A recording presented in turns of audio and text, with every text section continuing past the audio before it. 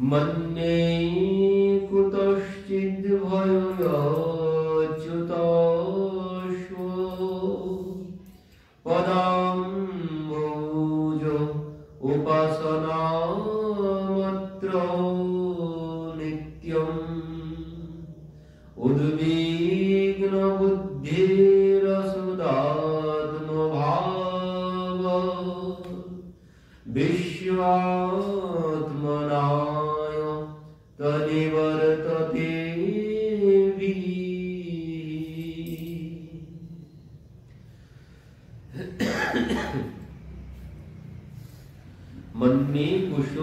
मन्ये कुतश्चिद् भयच्युतस्व पदाम्बुज उपासनामत्र नित्यम् उद्विग्न बुद्धिरसदात्मभावत् विश्वात्मनाय तनिवर्तते विहि।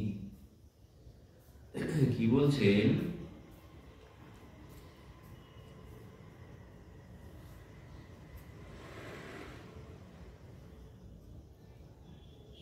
নিমি মহারাজের রাজসভায় 9 জন যোগীশ্বর এসেছিলেন।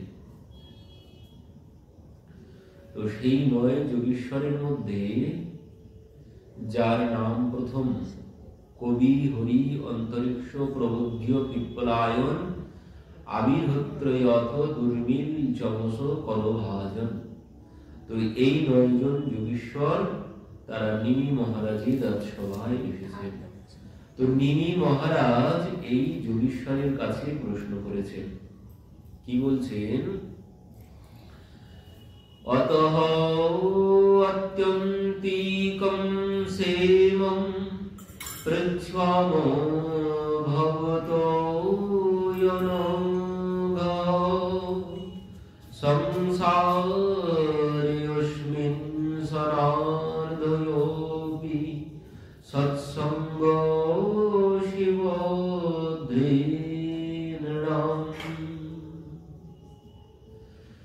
বলছেন পরম কল্যাণের বাস্তব স্বরূপ কি? বলছেন পরম কল্যাণ, জীবের কল্যাণ কি করে হবে? শুধু কল্যাণ না, পরম কল্যাণ। কল্যাণ আর পরম কল্যাণ, ধর্ম আর পরম ধর্ম। ধর্ম কি? ধর্ম সংসার ধর্ম, কিন্তু সেই সংসারের মধ্যে সংসার ধর্ম পালন করে তার মধ্যে ভগবানের সেবা করলে সেটি হয় পরম ধর্ম। তো এখানে কি বলছেন?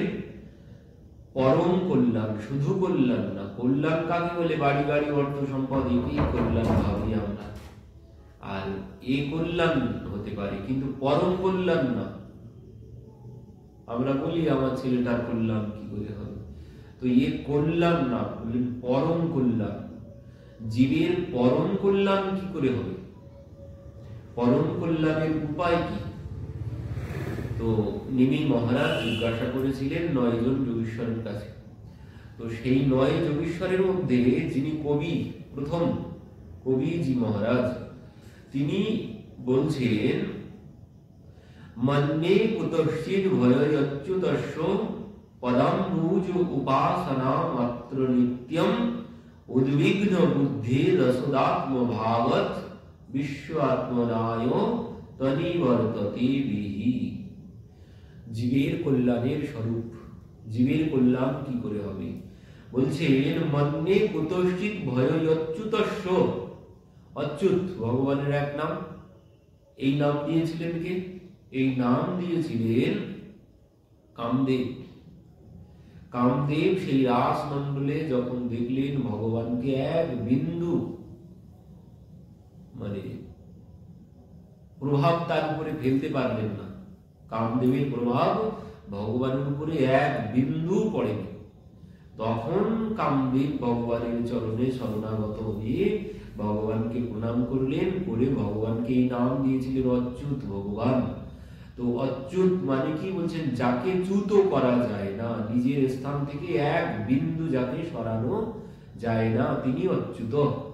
তো সেই বলছেন মন্যে কুতশ্চিদ্ ভয়চ্যুতস্য। বলছেন এই অচ্যুত ভগবানকে যিনি মন্যে মানে মনের মধ্যে সর্বক্ষণ ধারণ করে রাখবেন, তার পরম কল্যাণ হবে। পরম কল্যাণের পথ হচ্ছে এটি। এই ভগবানকে সদা সর্বক্ষণ মনের মধ্যে রাখতে হবে, মানে ভগবানকে এক মুহূর্তের জন্য ভুললে চলবে না। কাম করতে চলো, নাম জপতে চলো, এই হচ্ছে পরম কল্যাণের সূত্র। সংসারের কর্ম তো করব, কর্ম করো বিধি নানা, মন মে রাখো কৃপা নিধানা। সংসারের কর্ম করব এবং মনের মধ্যে ভগবানের চিন্তন থাকবে। তো এইভাবে যিনি সংসার অতিবাহিত করবেন, সংসারের মধ্যে থাকবেন, তার কোনোদিন কোনো ভয় নেই। বলছেন এমন ব্যক্তি তারা সর্বক্ষণ ভগবানকে স্মরণ করছেন, মানে মনের মধ্যে ভগবানের কথা ছাড়া অন্য কোনো চিন্তন নেই। কর্ম করছি শরীর দিয়ে, সব সংসারের কর্ম, কিন্তু মনটা ভগবানের চরণে দিয়ে রেখেছি। আর কি বলছেন? পদাম্বুজ উপাসনা মাত্র নিত্যম, যিনি ভগবানের নিত্য উপাসনা করবেন, স্মরণ তো করবেন, সাথে নিত্য ভগবানের উপাসনা, সেবা পূজা ভগবানের নিত্য করতে হবে। করলে কি হবে? উদ্বিগ্ন বুদ্ধির রসদাত্ম ভাবত বিশ্ব আত্মনায় তনিবর্ততে বিহি।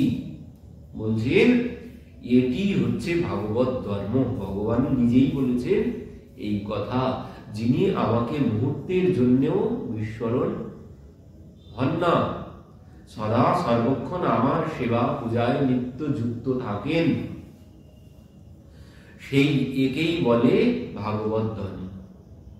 আর যিনি এই ভাগবত ধর্ম অবলম্বন করবে, ভাগবত ধর্ম অবলম্বনকারী ব্যক্তি বলছেন তিনি যদি চোখ বন্ধ করেও পথ চলে তাহলেও পড়ে যাওয়ার তার কোনো ভয় নেই।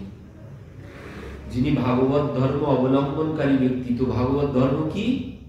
সদা সর্বক্ষণ ভগবানকে ভুললে চলবে না, নিত্য ভগবানের উপাসনা করতে হবে। তো নিত্য উপাসনা, উপাসনা শব্দের অর্থ কি? উপাসনা বা উপবাস। উপবাস মানে কি? উপ মানে নিকটে, বাস ভগবানের কাছে বাস।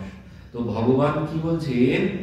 জনস্থায় নরো রাজন নো প্রমদ্যেত কহির্চি ধাবন নিমিল্যমানেত্রেণ স্খলেন পতিধিহ। বলছেন যিনি আমার নিত্য উপাসনা করবেন তিনি ধাবন নিমিল্য বা নেত্রেণ স্খলেন পতিধিহ। বলছেন সে যদি চোখ বন্ধ করেও পথ চলেন তার পড়ে যাওয়ার কোনো ভয় নেই। যদি পড়েও যায় সে চোখ খুলে দেখবে সে আমার কোলেই বসে আছে। যিনি ভাগবত ধর্ম অবলম্বনকারী ব্যক্তি, সে যদি চোখ বন্ধ করেও পথ চলে তো বলছেন সম্মুখে যদি বড় গভীর কুয়া থাকে বলছেন তার পড়ে যাওয়ার কোনো ভয় নেই। যেমন সেই সুরদাসজি পড়ে গিয়েছিলেন, ভগবানই গিয়ে সুরদাসজিকে সেই কুয়োর মধ্যে থেকে তুলে নিয়ে এলেন। তো বলছেন যিনি নিত্য আমার উপাসনা করবেন, মানে সদা সর্বক্ষণ আমার সেবা পূজাতে যুক্ত থাকবেন, যিনি আমাকে স্মরণ করবেন সর্বক্ষণ, তার পড়ে যাওয়ার ভয় নেই। আর কি ভয় নেই? বলছেন আর হচ্ছে তার এই সংসারের উদ্বিগ্নতা তাকে স্পর্শ করবে না। উদ্বিগ্নতা মানে কি? উদ্বিগ্নতা মানে হচ্ছে টেনশন। তার কোনো টেনশন হবে না, সে সদা সর্বক্ষণ শান্ত থাকবেন, যিনি মনটা ভগবানে দিয়ে রেখেছে। তার কোনোদিন কোনো কিছুতে টেনশন হবে না, সে কোনোদিন উদ্বিগ্ন হবে না। বলছেন উদ্বিগ্নতা কিসের সংসারে? সংসারে উদ্বিগ্নতা, প্রথমে টেনশন, মৃত্যু ভয়, আত্মীয় স্বজন তাদেরকে হারানোর ভয়, আর কি অর্থ সম্পদ, এই অর্থ সম্পদ হারানোর ভয়, আর কোন বিপদ আপদের ভয়। তো বলছেন যিনি এই ভাগবত ধর্ম অবলম্বন করবেন তার পরম কল্যাণ তো হয়েই যাবে, তার কোনোদিন কোনো কিছুতে কোনো ভয় থাকবে না। আর কি বলছেন, যিনি নিত্য উপাসনা করবেন, যিনি ভগবানের নিত্য উপাসনা করবেন, উপাসনা মানে উপবাস, মানে ভগবানের নিকটে বাস করার নাম হচ্ছে উপাসনা বা উপবাস।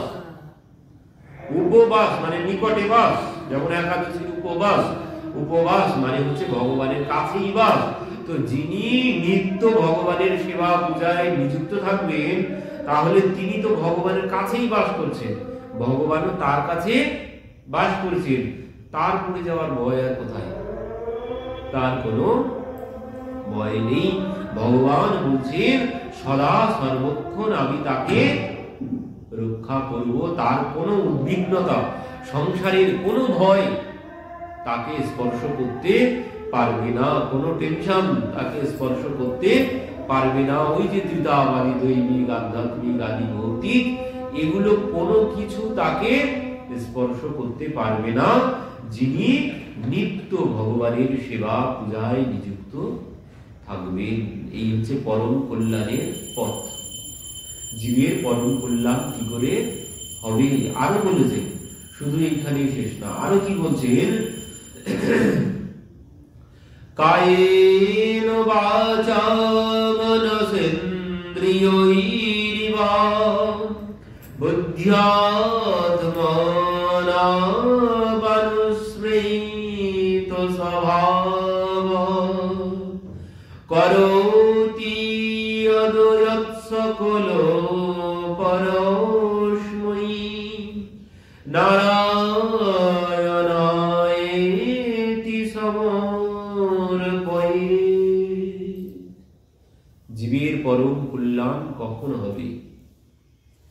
পরম কল্যাণ তখনই হবে, বলছেন কায়েন বাচা মনসেন্দ্রিয়ৈর্বা, কায়া মানে শরীর, মন, ইন্দ্রিয় দ্বারা যা কিছু করব, মানে শরীর দ্বারা, মন দ্বারা, বাণী দ্বারা যা কিছু করব, কায়েন বাচা মনসেন্দ্রিয়ৈর্বা বুদ্ধি আত্মনা বানুস্মৃত স্বভাবৎ, স্বভাবের ফলেও যা যা করব সব কিছু বলছেন করতি অদয়ৎ সকল পরস্মৈ নারায়ণায়েতি সমর্পয়েৎ। জীবের পরম কল্যাণের সূত্র বলছেন আমি না, আমার এই শরীরের দ্বারা, আমি কে? আমার এই শরীরের দ্বারা, বাণীর দ্বারা, মনের দ্বারা যা কিছু হবে, সমস্ত কর্ম, সমস্ত কর্মের ফল সব ভগবানকে সমর্পণ করতে হবে। একে বলে ভাগবত ধর্ম। আর এই যিনি সব কিছু কায়েন বাচা মনসেন্দ্রিয়ৈর্বা, সব কিছু ভগবানকে নিবেদন করবেন বা সমর্পণ করবেন, তার কোনদিন কোনো কর্মফল ভোগ করতে হবে না। আমরা কর্মফল ভোগ করি কেন? সব যদি ভগবানই করায়, যা কিছু হচ্ছে সব ভগবানই করাচ্ছে, তাহলে আমি কেন ভোগ করতে যাব কর্মের ফল? সবকিছুই ভগবান করাচ্ছেন, সে যদি কিছু না করাতো কারোর কোনো কিছু করার সাধ্য নেই। তাই যদি হয় তাহলে সেই খারাপ কর্মের ফল আমাকে কেন ভোগ করতে হবে? সব যদি ভগবান করায়, মানে কেউ এমন কথা বলে, সব যদি ভগবানের ইচ্ছাতে হয় তাহলে কর্মের ফল আমি কেন ভোগ করব? যে কর্মের ফল জীবকে ভোগ করতে হয় কেন? তখনই ভোগ করতে হবে যখন নিজেকে কর্তা ভাববো, মানে কর্তা হাম ইতি মন্যতে, আমি সবকিছুর কর্তা। নিজেকে যখন কর্তা ভাববো তখনই সমস্ত কর্মের ফল আমাকে ভোগ করতে হবে। যখন ভাববো না, মানে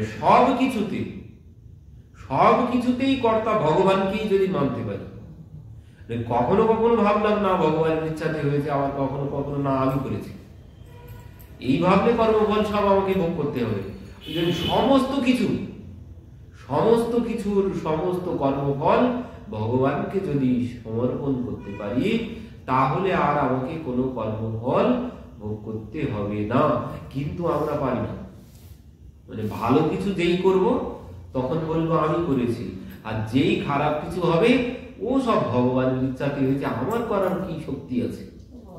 ও সব ভগবান করিয়েছে তাই হয়েছে, আমার দ্বারা করার কোনো শক্তি নেই।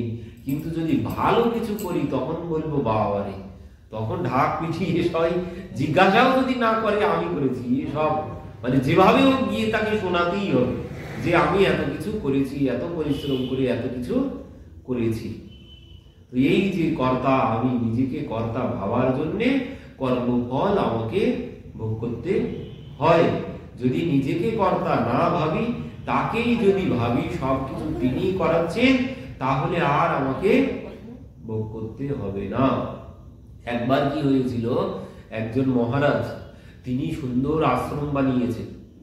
এখন সেই আশ্রমে আবার সুন্দর বাগানও আছে, বাগানও বানিয়েছেন, সব নিজে নিজেই করেছেন সবকিছু। এবার কি হয়েছে, একদিন সেই বাগানের মধ্যে একটি গাভী কোথা থেকে প্রবেশ করেছে, করে তো সব গাছ খেয়েছে। আর ইনি কি করেছেন, মোটা এক লাঠি নিয়ে তাকে মেরেছেন, তো সে মারা গেছে। আর যেই মারা গেছে সঙ্গে সঙ্গে গোহত্যার পাপ, ব্রহ্ম হত্যার পাপ যেমন গোহত্যার পাপ তেমন, তো গোহত্যার পাপ সঙ্গে সঙ্গে স্বরূপে তার সম্মুখে এসে উপস্থিত। বলছে তুমি কে? আমি গোহত্যার পাপ, আপনাকেই, আপনার মাথায় আমি এখন বসবো, এই পাপ আমি। এবার বলছে কেন তুমি আমার মাথায় বসবে? কারণ আপনি গোহত্যা করেছেন, গোহত্যার পাপ আমি। তো বলছেন শোনো, হত্যা আমি করিনি। কেন? বলছে হত্যা করেছে আমার হাত, আমি করিনি, আমার হাত করেছে। আর এই হাতের মালিক কি? হাতের মানে প্রত্যেকটা ইন্দ্রিয়ের এক একজন করে মালিক আছে। তো বলছে হাতের মালিক হচ্ছে ইন্দ্র, হাতের স্বামী হচ্ছে ইন্দ্র। তো হাতের স্বামী যদি ইন্দ্র হয়, তাহলে হাত মেরেছে মানে ইন্দ্রই মেরেছে। আমি বললাম কোথায়, তুমি ইন্দ্রের কাছে চলে যাও। তো সেই গোহত্যার পাপ ইন্দ্রের কাছে গিয়ে দাঁড়িয়েছে, স্বর্গে গিয়ে, কি ব্যাপার তুমি কে? আমি গোহত্যার পাপ। তো আমার কাছে কেন? আপনি গোহত্যা করেছেন। আমি গোহত্যা করেছি মানে? হ্যাঁ আপনি গোহত্যা করেছেন। আমি কখন গোহত্যা করলাম? বলছে না, আপনি হাতের মালিক, আপনি হাতের স্বামী আপনি। তো এই জন্য মহারাজ বলেছে আপনি গোহত্যা করেছেন। তখন ইন্দ্র বলছে ও বুঝলাম ব্যাপার। তো শোনো, হাতের মালিক আমি হতে পারি, কিন্তু এই হাত কার্য করছে যার জন্যে, তিনি তো আমি না। হাত কাজ করছে কিসের জন্যে? যে হাতে যে কার্য শক্তি, সেই কার্য শক্তি দিয়েছেন স্বয়ং ভগবান। হাত কাজ করছে, এই যে আমি কথা বলছি, সব কার জন্যে? সব ভগবান এই শক্তি দিয়ে রেখেছেন। তার জন্যই আমি কথা বলছি, তার জন্যই আমি কর্ম করছি। তিনি যদি শক্তি না দিতেন তাহলে আমার কোনো কিছু করার সাধ্য নেই। তো সব কিছুর মালিক তিনি। এই শরীরে যা কিছু কর্ম করছি, কথা বলছি, সব কিছুর ওই হেতুর অহেতুরস্য, মানে সবকিছুর হেতু তিনি, আবার কোনো কিছুর হেতু তিনি নন। তিনি আছে বলে এই শরীর কর্ম করছে, তিনি যদি না থাকতেন কোনো কিছু করার সাধ্য আমার নেই। তো হাতের মালিক আমি হতে পারি, কিন্তু হাত কাজ করছে যার জন্য তিনি ভগবান। তো তার কাছে যাও তুমি, আমি হত্যা করিনি, যদি হত্যা করে তো সেই করেছে। তো এবার কি হয়েছে, সেই হত্যার পাপ সোজা ভগবানের কাছে কি উপস্থিত। কি ব্যাপার তুমি? যে আমি গোহত্যার পাপ। ভগবান তো একদম সেই শয়ন করে আছেন, শান্তকারং ভুজগশয়নম। আমি তো এখানে শুয়েই আছি নিশ্চিন্তে শান্ত মনে, আমি কোথায় গোহত্যা করলাম? বলছেন হ্যাঁ আপনি করেছেন গোহত্যা। কেন, আমি কখন গোহত্যা করলাম? বলছে ওই মহারাজ বলেছে আপনি গোহত্যা করেছেন। বলছেন ও বুঝলাম, তো এক কাজ করো, চলো ওই মহারাজের কাছে। এবার ভগবান সেই গোহত্যার পাপকে নিয়ে এসেছেন সেই মহারাজের আশ্রমে। দুইজন মানে রূপ পরিবর্তন করেছে, ভগবান সেজেছেন শেঠ আর শেঠের কর্মচারী সেজেছে গোহত্যার পাপ। তো এবার কি হয়েছে, দুইজন সেই আশ্রমে গেছেন, আশ্রমে গিয়ে মানে সেই গোহত্যার পাপ সে ভগবানের মানে শেঠজির কর্মচারী সেজেছে, সেজে গিয়েছে, গিয়ে বলছেন যে আমাদের শেঠজি ওই এসেছেন আপনার আশ্রম দর্শন করতে। কেন, বলছে ওই যিনি নিজের চেষ্টায় আশ্রম বানাবেন তাদেরকে সেই সেই আশ্রমে আমাদের শেঠজি দান দক্ষিণা করবেন। মানে যিনি নিজে নিজে একার প্রচেষ্টায় আশ্রম বানাবেন তো তাকে আমাদের শেঠজি দান করবেন। তো এই কথা শুনেই তো বলছে আপনারা ঠিক জায়গায় এসেছেন, সব আমি করেছি। বলেছে যিনি নিজে নিজে করেছেন, মানে কারোর কাছ থেকে কোনো সাহায্য না, নিজে নিজে যিনি আশ্রম বানিয়েছেন তা সেই আশ্রমে আমাদের শেঠজি দান করবে। এই কথা শুনেই বলছে আপনি ঠিক আশ্রমে এসেছেন, এই যে আশ্রম দেখতে পাচ্ছেন এ সব আমি করেছি। বলছেন আপনি কারোর কাছ থেকে কোনো সাহায্য নেননি? তো বলছেন না, আমি কোনো সাহায্য কারোর কাছ থেকে নেইনি, আমার সমস্ত উপার্জনের ফল দিয়েই, সমস্ত সম্পদ দিয়ে আমি এই আশ্রম বানিয়েছি। তাহলে তো ঠিকই আছে, আপনার আশ্রমেই আমাদের শেঠজি দান করবে। তো আপনার আশ্রমটা একটু ঘুরে দেখি, সুন্দর বাগান দেখতে পাচ্ছি, ফুল বাগান, তো আপনার আশ্রমটা একটু ঘুরে দেখি। তো বলছে হ্যাঁ চলুন দেখবেন। এবার আশ্রম ঘুরতে নিয়ে গেছেন, এইবার নিয়ে গিয়ে ঘুরতে ঘুরতে সব জিজ্ঞাসা করছেন এত সুন্দর ফুল হয়েছে, এই গাছটা কে লাগিয়েছে? এই গাছটা আমি লাগিয়েছি। কোথা থেকে এনেছেন? বলছেন আমি কিনে এনেছি, 100 টাকা দিয়ে কিনে এনে বসিয়েছি, সব আমি করেছি, জল দিয়ে বড় করেছি, সব আমি করেছি। এবার একটা একটা করে সব জিজ্ঞাসা করছেন, তো সব আমি করেছি। এবার ওই হাঁটতে হাঁটতে ওই যেখানে সেই গাভীটি পড়েছিল মরে ওইখানে গিয়েছে। বলছেন এই গাভীটাকে কে মারল? এ আমি মারিনি, না এ আমি মারিনি। এত কিছু সব আমি করেছি, মানে এ সব আমি করেছি, আশ্রম আমি বানিয়েছি, এই বাগান আমি করেছি, ফুল গাছে জল আমি দিয়েছি, সব আমি করেছি।